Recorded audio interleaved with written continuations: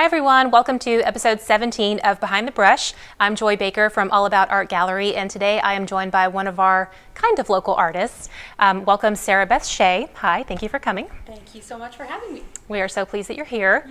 Yeah. We have represented Sarah Beth for about 6 years now. You're originally from here in Hendersonville, but you don't live here anymore, right? No, I don't. I live in Cambridge, England now. I've lived there for the last 4 years.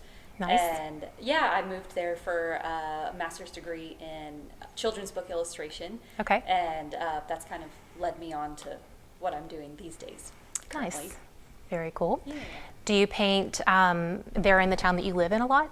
Yes, quite a lot. Cambridge is beautiful, and there's so much inspiration there, and I'm very into architecture painting. So yeah, Cambridge is a constant source of inspiration for I'm sure there's so everything I many paint. beautiful buildings. Yes. It's just amazing. We had one of her calendars featuring all kinds of different like storefronts and Yes. different buildings in Cambridge. Those were really well received this year. They're so cute. Well, thank you. Lots of nice things from there.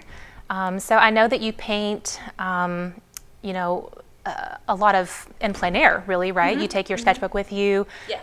Is that kind of how you always painted, or like what kind of led you to become an artist? Like, what's your favorite? Yeah, thing. well, it all kind of goes together. Yes, I love doing in plein air painting, especially in the Cambridge colleges. It's very peaceful there. This particular one I painted in plein air with my husband with me. But yes, it's just very exciting to paint in plein air. Like you have the elements or rain, you're working against the time, and I'm sure the light is a big factor. Yes, Like yeah. how the shadows move. So it kind of adds a sense of immediacy to the painting that it's harder to get in the studio. So that's what I'm constantly trying to emulate when I'm painting at home. But What would be your medium of choice? so the medium, I love using acrylic gouache these days. So that's a very fast drying paint, which is very good for painting outdoors. And it's very layerable, bright, vibrant colors.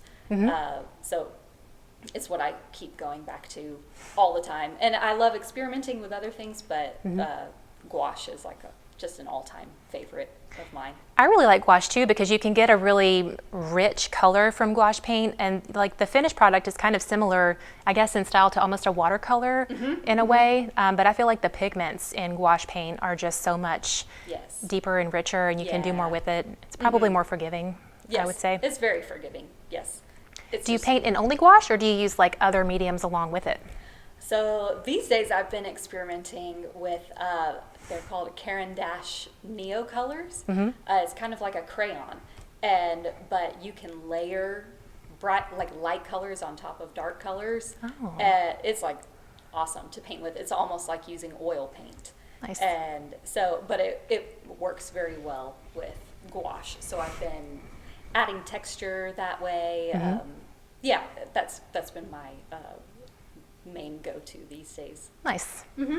Very cool. Well, who would you say is like a big influence on you? Like, are painters that you look up to, do they also use gouache? Is that why you like them, or are there different reasons that you look up to anyone in particular? Yeah, that's a good question. Well, so an all-time influence of mine would be like Walt Disney Animation. It used to be my dream to be a Disney animator. Well, I guess it would still be a dream, but and I even went to go work at Disney World, but my job there was a cashier at a restaurant in Animal Kingdom called Restaurantosaurus. But Nice. But then my dream kind of pivoted, and I got much more into children's books, and so also children's books are a huge influence of mine. Kind of the more not so serious representation of what I'm painting, kind of quirky and Kind of whimsical. yeah, whimsical and wonky is a word I use to describe it. Basically, not really straight lines. And so I just love children's books. Also, the interplay of word and picture. But then there's also Monet or Henri de Toulouse-Lautrec. Those are huge influences as well, especially for texture and sense of space. Yeah. I would imagine that it can be kind of difficult to paint in the style that you do because, like, you have to have a certain technical ability to paint something wrong and make it look right. You know, like with like the wonky sides and stuff, because you still have perfect scale. The ratios of everything are really well put together, and your shadows and everything are so nice. Oh, thank you. I think that there's definitely a subtle art that goes into that in making it look. Even though it's weird, it looks right, you know? Yeah. Well, I have a background in fine art, and so I think it comes through just with knowledge of perspective and things. Having that like technical side, then I can kind of push it. You can play with it. Yes, play with it, and also not care about it that much, or it's just kind of innate. But can push the boundaries with it. Well, I think you definitely have a great style. It's one of the, your pieces always garner so much attention from people who are passing through the gallery. Thank you. Yeah, they always get so much attention. So it's definitely a cool style.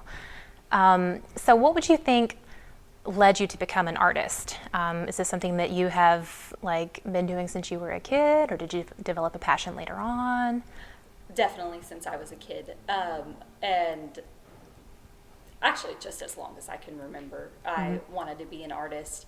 There were other times I wanted to be other things, but art was always something I was good at and pursued outside of school. And then I guess winning competitions in school and stuff kind of helps you, or made me gain confidence. And it just kind of always seemed to be my path to be an artist. Yeah. And this is your career. Like, this is what you do. You are an artist. Yeah. This is what I'm doing full time. I think that's something that's so important for people to know, because I know in my personal experience, my husband is an artist, and I know a lot of times art is like the thing that you get to do when you retire. And it's so important for young people to know, like, you can make a living being an artist. You can be creative. You can do something that you're passionate about, that you love, and you're living proof of that. Like, it's so great. Yeah. It's just been such a fun journey. It's really been trial and error, and not been a straight path at all. But it's been so much fun to just experiment and really just kind of putting yourself out there. And like how I met you all here, and having kind of my work online, and that really, people end up seeing it, and then they become interested, and things just go on from there. So it's just really it takes a while, but it's very fun and very rewarding. Very worth it. Yeah. Yeah. Well, you must paint a lot. You have a very large body of work. I do paint a lot, yes. Yeah. It's what I do the most. Yeah. Really, yeah. Do you mostly paint on paper, or do you also is gouache something that you can paint on canvas, or is that like a paper medium? It's mostly paper, and actually I prefer painting on paper just because it's more portable. Just painting on canvas, I kind of just stopped doing that, really, because I can't put it in a suitcase and carry it with me. Makes sense. But yeah, I just love painting on paper and experimenting with different types and textures and things. Would you say that that's something that kind of makes you grow as an artist, is continuing to experiment with new mediums and papers and styles? Yes, definitely. Also, I've been experimenting with like oil on paper, and sometimes it doesn't work, but sometimes you get good effects that you wouldn't have gotten otherwise. And yes. Do you dilute the oil for paper? No, I put a surface on the paper of gesso. And then it kind of makes it a little grippy. Yeah, grippy, and then just paint like normal with oil on top. It just takes forever to dry, so I don't do it that often. When you paint, do you start with a sketch first? Like, do you draw it out and then paint on top, or do you just go right in with a paint and brush? I just go right in, and I think it's because I'm impatient. And or if I sketch at all, it's just like a square, just so I know like where the middle of the page is. Gotcha. But I think that helps with the wonkiness. If I just kind of pick a starting point, then just kind of go with it. It just grows from there. The painting does. So yeah, so I'm just too impatient for sketches. Well, you are how you are. Yes. So, as you know, a quote-unquote professional artist, someone who does this for a living, what kind of advice would you have for, you know, anyone who's maybe an up-and-coming artist or someone who is actively doing this and, you know, might be feeling discouraged? Like, what kind of message do you have for people who are working this right now? Yeah, I would say, yeah, just don't feel discouraged, because everybody has to start somewhere. And my early work, when I look at it now, I'm like, oh my goodness, that's terrible. But even then, I was sharing it online, and their platforms come and go, but just a way of sharing online and getting people to see your work. That's just been the biggest thing for my career is, word of mouth and just people seeing. Like representing yourself in a way that it gets Yes. out there. Is there one platform or another that you feel like is more, I don't know what the right word is, but like more for the artist, like that supports the artist? I know that there are some platforms that, you know, it's great to sell something on there, but maybe they don't support the artist as they should. That's a constant thing that I'm trying to figure out. But I mean, one way is just posting on Instagram and getting exposure that way. But then, and also, I would highly recommend anybody start an Etsy store. It's just such an easy way to get your art out there, get eyeballs on your art, and It's a pretty user-friendly site, right?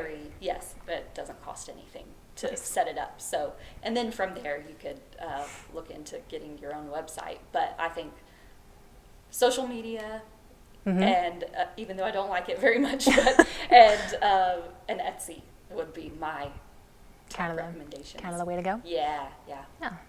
Well, good to know.